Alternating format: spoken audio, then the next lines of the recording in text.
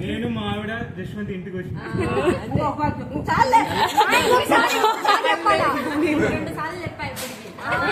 చెప్పు ఏం కాలే నేను మా శ్రీవారు మధు ఇంటికి వచ్చాం బాగా పాట పాడితే వదిలేస్తాం పాడు నువ్వు పాడమ్మా నువ్వు పాడమ్మా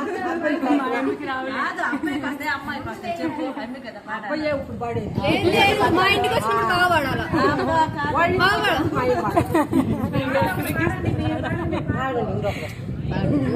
బాగా పాడు